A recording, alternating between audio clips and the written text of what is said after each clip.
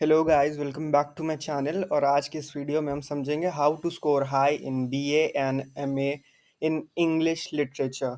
अब ये बहुत इंपॉर्टेंट रहता है क्योंकि कई बच्चों का सवाल रहता है कि हमको मार्क्स नहीं मिलते हैंगे अच्छे, जबकि हम आंसर अच्छा लिखते हैंगे, बट कुछ की चीज़ें रहती हैंगी जो आप ऑफन मिस कर देते हैं, जिसकी वजह से जो है एग्जामिनर के ऊपर जो इफेक्ट आप चाहते हैं वो नहीं आ पाता है। इसीलिए इस वीडियो में मैं आपको बताऊंगा कि क्या क्या चीज़ें हैं जो आपको अपने आंसर में ज़रूर इंक्लूड करनी चाहिए। उसमें सबसे पहला जो क्वेश्चन आता हैगा वो है अंडरस्टैंड द क्वेश्चन। देखिए, बहुत इंपॉर्टेंट रहता हैगा, जब आप क्वेश्चन को अंडरस्टैंड करेंगे तब आप समझ पाएंगे कि ये क्या कहना चाहता हैगा, आपको क्या लिखना हैगा। देखिए, हर क्वेश्चन में आप समरी नहीं लिख सकते हैंगे, बिकॉज समरी लिखने से एग्जामिनर के ऊपर क्या इफेक्ट जाता है कि आपने सिर्फ समरी पढ़ी है कि आपने क्वेश्चन तक नहीं पढ़ा हैगा। इसीलिए आपको जो है उसमें अच्छे मार्क्स नहीं मिलते हैं। कि बट पहले आप क्वेश्चन को अंडरस्टैंड करिए। जैसे कि क्वेश्चन आ रहेगा, किसी कैरेक्टर का कैरेक्टर स्केच पूछा जा रहा है, तो आप उस कैरेक्टर का कैरेक्टर स्केच लिखेंगे। किसी चीज़ की अगर आपसे पर्टिकुलर कोई चीज़ पूछी जा रही है, कि जैसे कि थीम्स पूछी जा रही है, तो आपको सिर्फ थीम्स लिखनी है, उसमें समरी नहीं लिखनी है। क्योंकि देखिए, बेसिक सी बात है, समरी आपको भी पता है और जो एग्जामिनर हैगा वो भी इतने पढ़े लिखे होंगे कि उनको भी आइडिया रहता हैगा कि समरी क्या हैगी। वो आपसे जो है अब थोड़ा सा क्रिटिकल आंसर चाहते हैं कि आप उसमें अपने आंसर में सब कुछ लिखिए। आपको समरी नहीं लिखनी है, सिर्फ तब लिखनी है कि जब ये आपसे पूछा जाए। ठीक है, ये सबसे इंपॉर्टेंट चीज़ है। इसीलिए क्वेश्चन को आराम से पढ़िए, समझिए कि क्या क्वेश्चन आपसे पूछ रहा हैगा। उसके बाद जो हमारा नेक्स्ट पॉइंट है वो है इंट्रोडक्शन ऑफ द राइटर। सबसे इम्पोर्टेंट चीज़। अब देखिए, इंट्रोडक्शन राइटर का आपको हर क्वेश्चन में स्टार्टिंग यहीं से करनी है कि आपको राइटर के बारे में लिखना हैगा सबसे पहले। फिर उसके बाद आपको उनके इम्पोर्टेंट वर्क्स लिखने हैंगे। जब आप विकिपीडिया पे जाएंगे आपको इम्पोर्टेंट वर्क्स उस राइटर के मिल जाएंगे। जैसे कि विलियम शेक्सपियर हो गया, तो आपको उनके अलग अलग ड्रामा लिखने हैंगे, उनकी पोइट्री के बारे में लिखना हैगा। और अगर कोई मॉडर्निस्ट राइटर हो गया जैसे कि जेम्स जॉयस, तो आपको उनका वो जो है शॉर्ट स्टोरी कलेक्शन के बारे में लिखना हैगा, और उनका क्या बोलते हैं, उनके वर्क्स के बारे में लिखना हैगा। ज़्यादा नहीं, सिर्फ वर्क्स का नाम और आपको उनकी पब्लिशिंग डेट लिख देनी हैगी। ठीक है, ये इंपॉर्टेंट चीज़ हैगी। ये एग्जामिनर को एक तरीके से आप एहसास दिलाएंगे कि आपको राइटर के बारे में भी पता हैगा। तो ये बहुत इंपॉर्टेंट है, राइटर के बारे में ज़रूर ही लिखिएगा, उनके इम्पोर्टेंट वर्क्स। उसके बाद हम आते हैं, उनकी डेट ऑफ बर्थ भी आपको लिखनी हैगी, यानी कि जो ईयर ऑफ बर्थ हैगा और ईयर ऑफ डेथ हैगा, ये दोनों चीज़ें इंपॉर्टेंट हैंगी। ये आपका जो है हिस्टोरिकल एक्यूरेसी को दिखाएगा। और फिर उसके बाद लास्ट में जो आपको लिखना हैगा कि if there is any award, जैसे कि कई सारे राइटर्स ने नोबेल प्राइज़ जीता हैगा। कई सारे इंडियन राइटर्स जो हैं साहित्य अकादमी अवार्ड जीते हैंगे, कई बुकर प्राइज़ जीते हैंगे। तो आपको 2-3 अवार्ड्स निकाल लेने हैंगे और इसको लिख देना हैगा। ये आपका एक पैराग्राफ में इंट्रोडक्शन ऑफ द राइटर आएगा। उसके बाद हम नेक्स्ट पे चलते हैंगे, इंट्रोडक्शन टू द वर्क। अब जो वर्क आपके सिलेबस में है, जिस पे आप आंसर लिखने जा रहे हैं, उसके बारे में भी आपको इंट्रोडक्शन लिखना हैगा।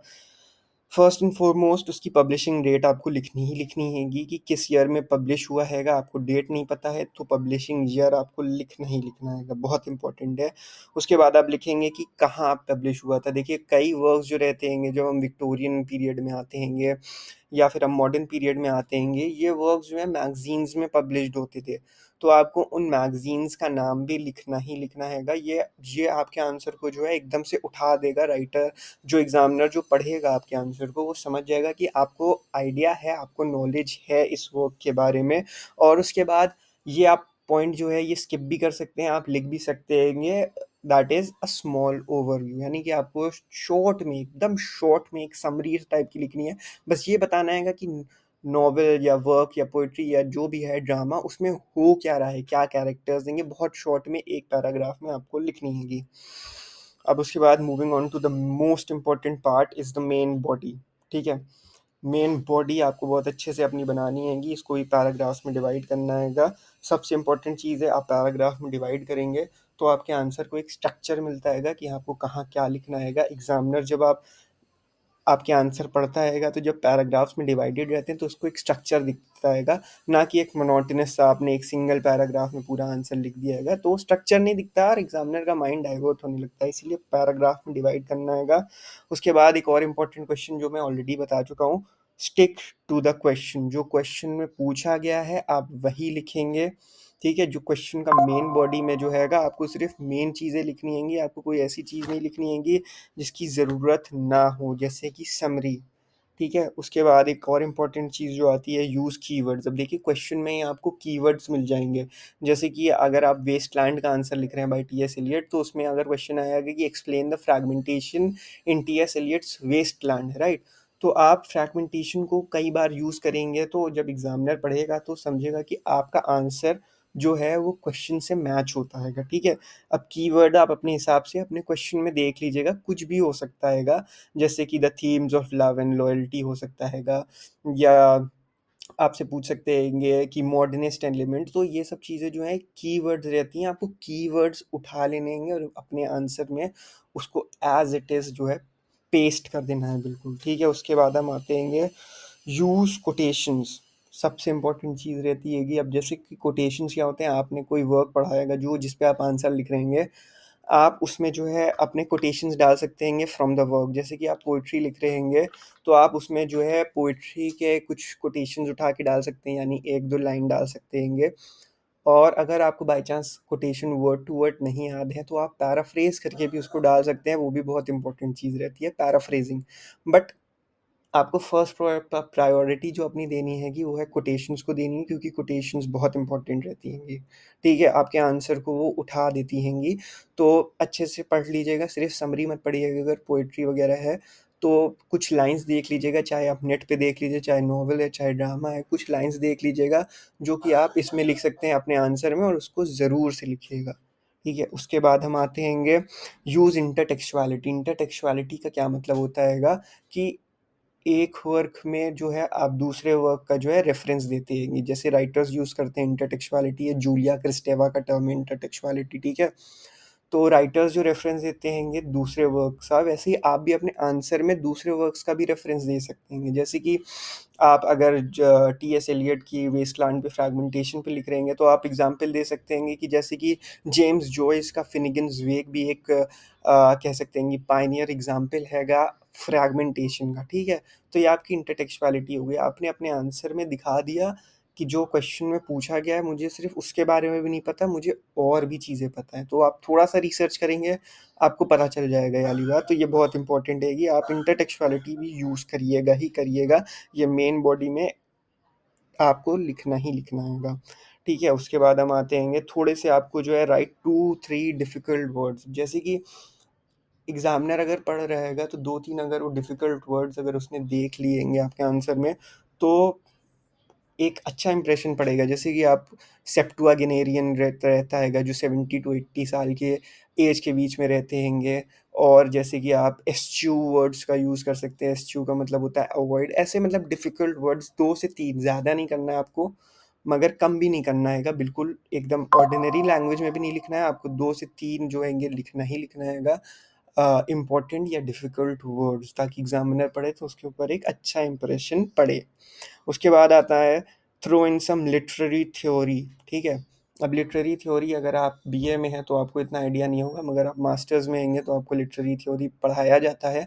तो आप एक वर्क जिसका आप आंसर लिख रहे हैं उसमें आप लिटरेरी थ्योरी भी इंक्लूड कर सकते हैं। जैसे कि आप अगर कोई नॉवल पढ़ रहे हैं तो आप उसको एक फेमिनिस्ट एंगल भी दे सकते हैं, एक छोटा सा एक्सप्लेन कर सकते हैं कि कैसे जो है जो प्रोटैगनिस्ट हैगी अगर वो वुमेन हैगी तो कैसे उसको जो है सोसाइटी सप्रेस करती हैगी, पेट्रियार्कल ऑपरेशन होता हैगा। आप उसको लिंक कर सकते हैं सिमोन de beauvoir के द सेकंड सेक्स से, या फिर वर्जीनिया वुल्फ के the room of one's own के ओन से। तो ये जो रहता हैगा ये भी एक तरीके का इंटरटेक्चुअलिटी हुआ, बट इसमें आप दूसरे वर्ब्स की जगह लिटरेरी थ्योरीज इनको ऑपरेट कर रहे हैं अपने आंसर में, जो कि दिखाएगा कि आपको सिर्फ आंसर की नॉलेज नहीं है, आपको नॉलेज है कि पूरे लिटरेचर की एज अ होल।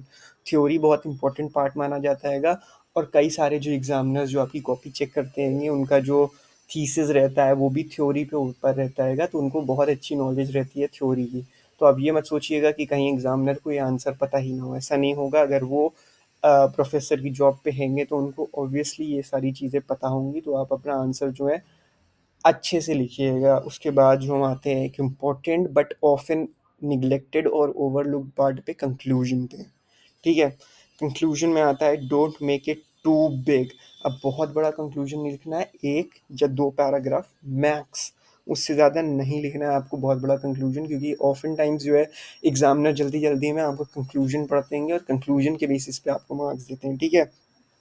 और जो आपने अपने आंसर में लिखा हैगा, डोंट रिपीट दैट थिंग, ठीक है? डोंट रिपीट एवरीथिंग, आपका कंक्लूजन छोटा होना चाहिए, डोंट रिपीट एवरीथिंग, ये इंपॉर्टेंट हैगा।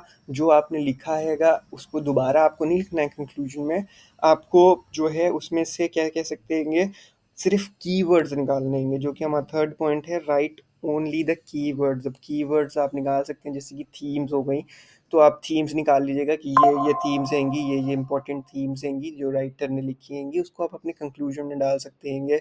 या कोई ऐसी चीज़ जो आपसे गलती से छूट गई हो, जो आपको इंपॉर्टेंट लग रही हो, वो आप अपने कंक्लूजन में डाल सकते हैंगे। और लास्ट पार्ट जो हैगी, मेक इट आर्टिस्टिकली प्लीजिंग। अब देखिए कंक्लूजन आपका जो है एग्जामिनर्स बहुत ज़्यादा पढ़ते हैंगे, तो आपको इसको आर्टिस्टिकली प्लीजिंग बनाना है। जैसे कि you can write the author weave the rich tapestry of, फिर थीम्स लिख सकते हैंगे, and this proves that this author is a master class in writing and he weaved these important themes. तो ऐसे इस तरीके के वर्ड्स को यूज़ करके आपको अपने कंक्लूजन लिखना हैगा, जो कि बहुत इंपॉर्टेंट हो जाता हैगा, क्योंकि ये लास्ट इंप्रेशन रहता है आपके आंसर का अपने एग्जामिनर के मन पे।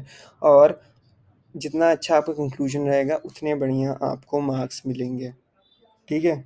उसके बाद will move on to some extra tips, जो कि हैंगी डिवाइड योर टाइम पर आंसर। अब देखिए आपके हर क्वेश्चन पे इक्वल मार्क्स रहते हैंगे, तो अगर आपने एक क्वेश्चन पे ज़्यादा टाइम दे दिया, दूसरे क्वेश्चन पे कम दिया, तो आपको एक क्वेश्चन पे एक पर्टिकुलर मार्क्स से ज़्यादा नहीं मिलेंगे।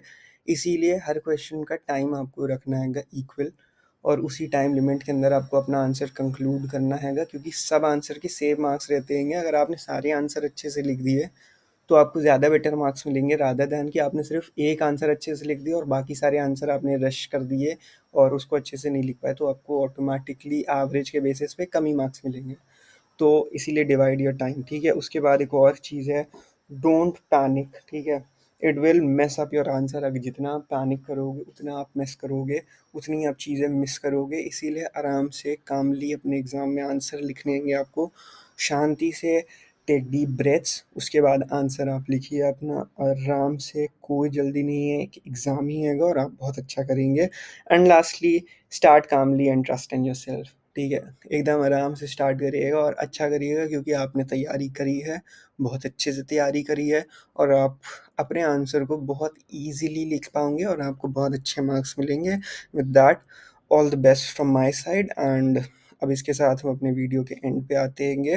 अगर आपको ये अच्छा लगा तो प्लीज़ लाइक, सब्सक्राइब और कमेंट करिएगा हमारे चैनल मिथलिट पे। Thank you so much.